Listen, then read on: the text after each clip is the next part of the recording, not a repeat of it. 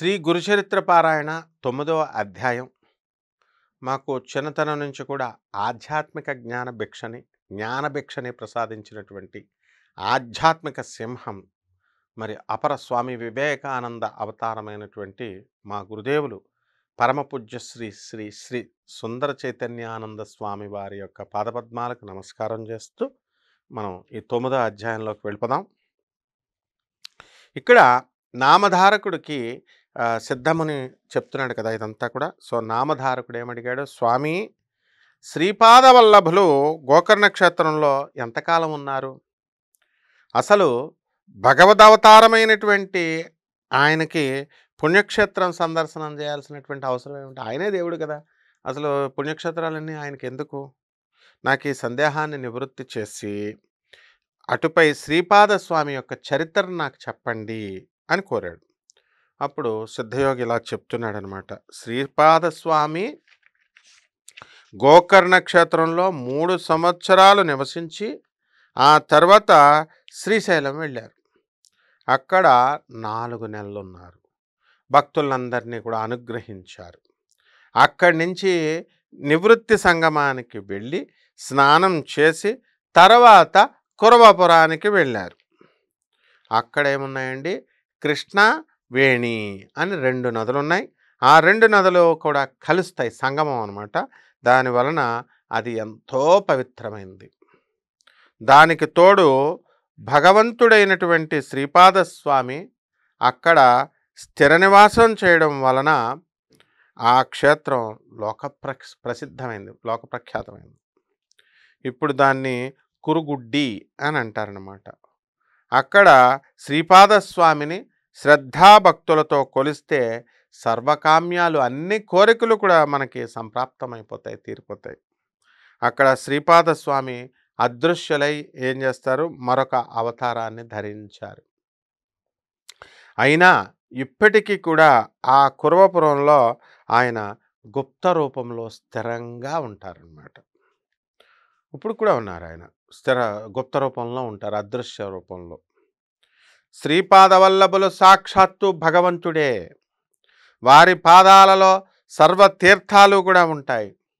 అయినప్పటికీ కూడా పుణ్యక్షేత్రాలన్నింటినీ కూడా పావనం చేయడానికి, ఆయా క్షేత్రాల్లోని ముముక్షువులందరి మోక్షాన్ని కోరుకునేటటువంటి వాళ్ళందరికీ కూడా ఉద్ధరించడానికి కూడా ఆయన దేశాటనం చేశాడు. అందుకని చేస్తారు మహాత్ములు దేశాటనం.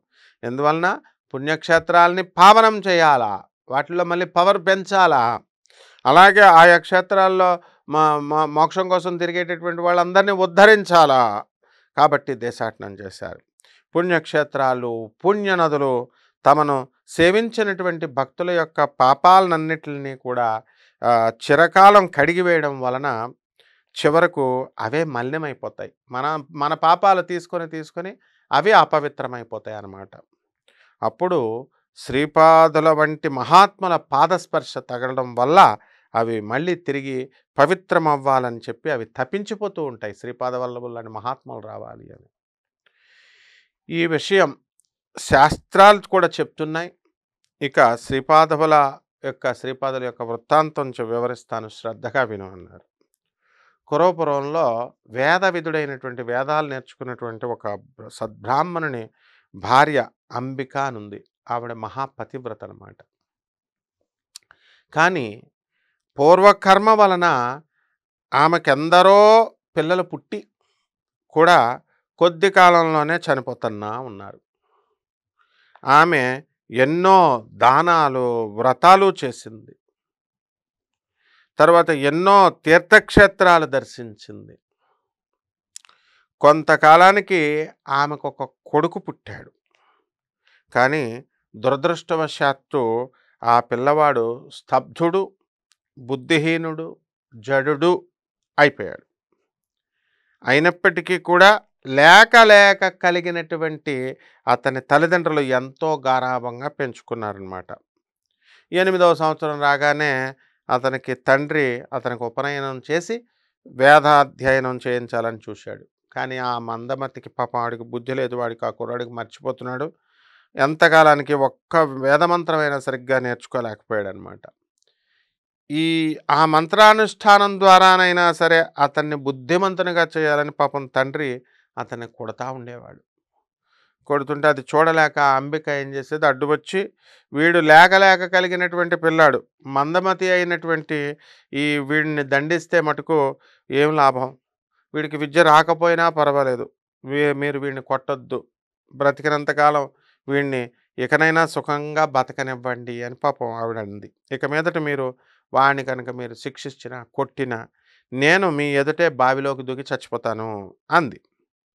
ఆ బ్రాహ్మణుడు కూడా ఆలోచించాడు. ఆలోచించి ఆ పిల్లవాడు అజాగళస్థనం లాగా అంటే మేక మెడకుండే వ్యర్థమైనటువంటి చన్నులుంటాయి. మేక మెడకి ఇక్కడ ఏలాడుతా ఉంటాయి. అవి ఏమీ ఉపయోగం ఉండవనమాట. అజాగళ స్థనం అంటారు వాటిల్ని. అలా వ్యర్థుడు అని చెప్పి తలచి నిరాశ చెంది ఊరుకున్నాడు. ఇంకేం చేస్తాడు పాపం. కొంతకాలానికి ఆ బ్రాహ్మణుడు ఆ దిగులుతోనే చనిపోతాడు. కొడుకు ప్రయోజకుడు కాలేదు అని. దిక్కు లేక అతని భార్య ఏం చేసింది, అంబిక తన కొడుకుతో కలిసి బిచ్చమెత్తుకుంటూ బ్రతుకుతూ ఉండేది. ఆ బాలుడిని చూసినటువంటి గ్రామస్తులు ఏమనేవారు, "ఒరే పండితపుత్ర, నీ బ్రతుకు వ్యర్థం. నువ్వు నీ కులానికే మచ్చ తెచ్చావు. నీ తల్లి బిచ్చమెత్తుకొని తెస్తే నువ్వు కూర్చొని తింటున్నావు. సిగ్గులేదా నీకు? నది నుంచి మంచినీరు మోసైనా బతకొచ్చు కదరా నువ్వు ఆ డబ్బులతో. నీ వలన నీ పితృదేవతలకు కూడా అధోగతి, వాళ్ళతో కూడా దుర్గతులు వచ్చేసినాయి, వాళ్ళు స్వర్గానికి వెళ్ళలేరు. అధోగతి కలుగుతుంది. నీ బ్రతుకి ఏం ప్రయోజనం ఉంది? పవిత్రమైనటువంటి భిక్షావృత్తిని నీ వంటి అసమర్థుడికి తగదు నాయన. ఇలా బ్రతికే కంటే ఆ కృష్ణా నదిలోకి దూకేసి చచ్చిపో అని చెప్పేసి వెటకారాలాడేవారు, పరిహసిస్తూ ఉండేవారు. చివరికి ఆ బాలుడు ఏం చేశాడు, లోకాలు మొత్తం ఈ ప్రజల యొక్క పరిహాసాన్ని భరించలేక ఆత్మహత్య చేసుకోవాలని చెప్పేసి నది వైపుకి పరిగెత్తేశాడు. అతన్ని వారించగలిగేటటువంటి వద్దురాబాబు అని అతను ఆపగలిగేటటువంటి శక్తిని కోల్పోయినటువంటి అతని తల్లి కూడా నిస్సహాయురాలైపోయింది. తాను కూడా ఆత్మహత్య చేసుకోవాలని తలచి ఆమె వెంట అతని వెంట పరిగెత్తి మొదలుపెట్టింది పాపం ఈమె. దారిలో శ్రీపాదస్వామి ఏం చేశారు, ఎదురే అతన్ని నిలిపి, బ్రాహ్మణుడా తొందరపడవద్దు, పూర్వకర్మ వల్ల నీకు ఈ దుస్థితి దాపురించింది. దానికి తోడు నువ్వు ఇప్పుడు బలవంతంగా చచ్చిపోయావనుకో, మరణిస్తే నీకు బ్రాహ్మణ హత్య, నిన్ను నువ్వు చంపుకున్నా సరే బ్రాహ్మణ హత్య వస్తుంది, నీకు ఆత్మహత్య, 2 దోషాలు వస్తాయి అని. అవి నివారించలేం, ఎవరు కూడా ఆపలేరురా నాయన. అందువలన నువ్వు జీవించుండు. ఆ దోషాలు రాకుండా, పాపాలు రాకుండా ఎవరు ఆపలేరు. అందువల్ల నీవు జీవించి ఎంతటి కష్టాలనైనా సరే ఓర్మితో అనుభవించి దుష్కర్మల నుంచి శాశ్వతంగా విముక్తుడివి అవడం మంచిది అని చెప్పారు గురువుగారు. అంబిక ఏం చేసింది, శ్రీపాదస్వామికి నమస్కారం చేసి, స్వామి, ఒక వంక నేను భర్తను కోల్పోయి ఉన్నాను, మరొక వంక వ్యర్థుడైనటువంటి వీడు దేనికో ఉపయోగపడ్డు. అలాంటి కొడుకుని, ఆ పుత్రుని వలన ఎటువంటి సద్గతి ఆశింపజాలని నన్ను చూడడమే మహాపాపంగా, లోకం వాళ్ళు నీ ముఖం చూస్తేనే పాపం అన్నట్టు చూస్తున్నారు స్వామి నన్ను. నేను ఇక బ్రతికి మాత్రం చేయగలిగేది ఏముంది చెప్పండి అన్నది.